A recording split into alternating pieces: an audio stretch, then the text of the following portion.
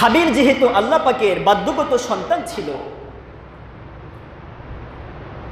বাবা ছিল প্রাথমিক সর্বপ্রথম নবী, বাবা যা বলে সেটাই বাধ্যগত সন্তান শোনে।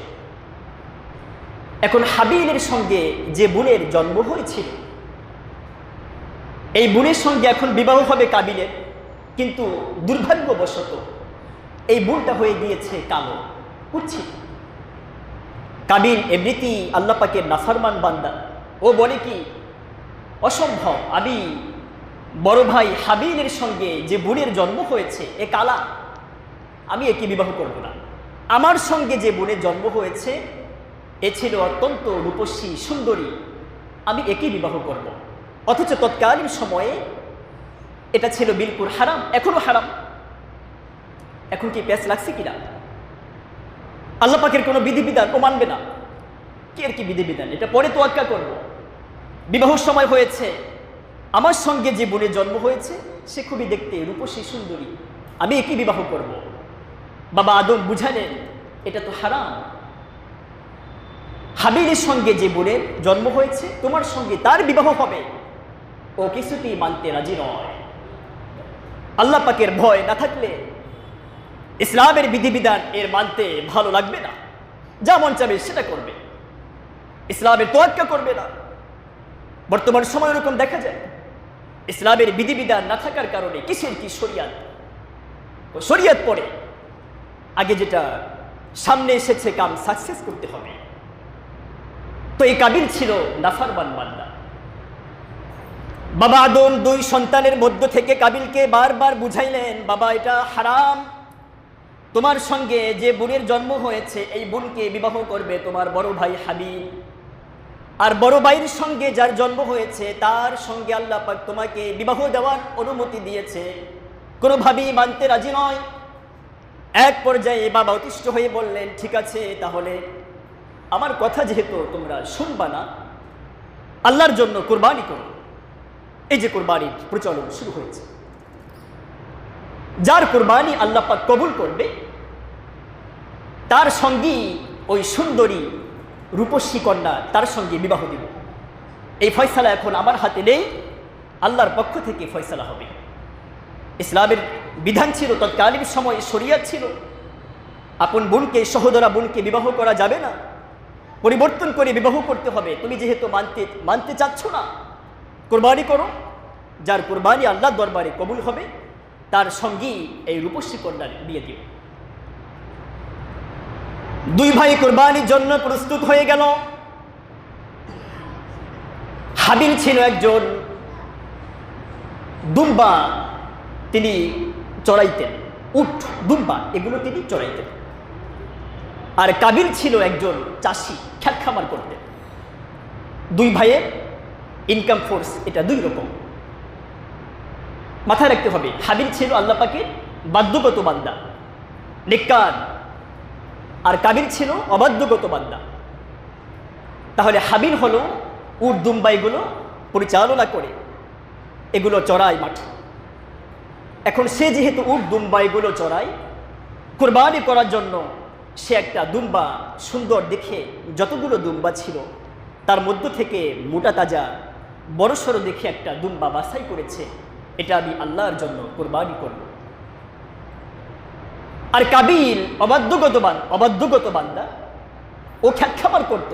ও করেছে কি, ওর খ্যাতের ভিতরে গম হইত, ওই গমগুলোকে বাছাই করে গমের শীষ থেকে ভালো ভালো গম এটাকে ছড়িয়ে রেখে দিয়েছে।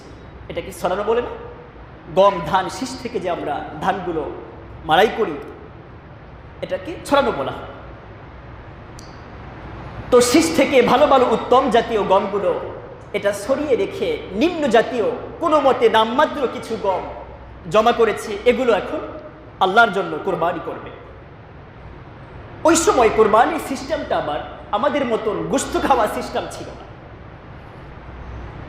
কোরবানি কবুল হওয়ার জন্য ওই সময় সিস্টেমটা ছিল, যার কোরবানি আল্লাহর দরবারে কবুল হবে, আকাশ থেকে একটা আগুনের একটা স্ফুলিঙ্গ এসে এটাকে ভস্ম করে দিবে, জ্বালিয়ে দিবে, তাহলে বোঝা যাবে এর কোরবানি আল্লাহ কবুল করেছে। আর যার কোরবানি কবুল হবে না ওর জিনিসটা ওভাবেই পড়ে থাকবে। বুঝে আসছে ভাই ব্যাপারটা? দুই ভাই কোরবানি করার জন্য তাদের বস্তুগুলোকে জমা করলেন। হাবিল দুম্বার মধ্য থেকে সব থেকে সুন্দর দেখে একটা দুম্বাকে বাছাই করলেন, আল্লাহর জন্য কোরবানি করবে। কাবিল একজন চাষি ছিল, খ্যাত খামার করত, কতগুলো নিম্ন জাতীয় গমের কিছু দানা, গমের কিছু শীষ জমা করেছে, কোরবানি করবে। শয়তানের কাজই শয়তানি করা। কোরবানি করবে, তুই ভালো কিছু জমা কর, এখানেও দুর্নীতি, আল্লাহকে ধোঁকা দেয়।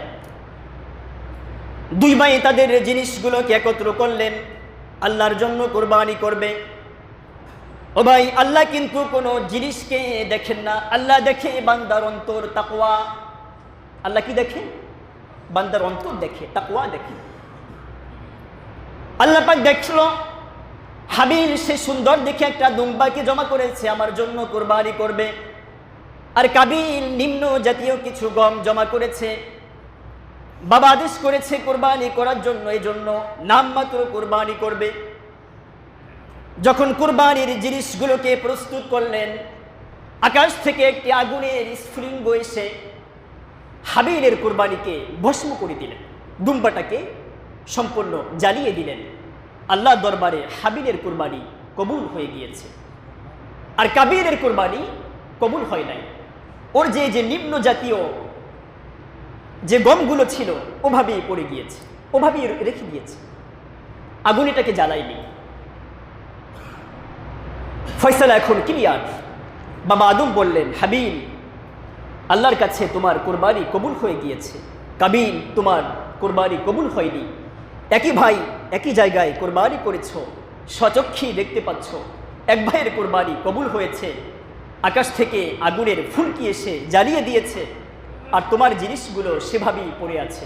কাজী আমি যে ইতিপূর্বে বলেছিলাম যার কোরবানি কবুল হবে, রূপসী কন্যা, তার সঙ্গেই আমি বিবাহ দিব।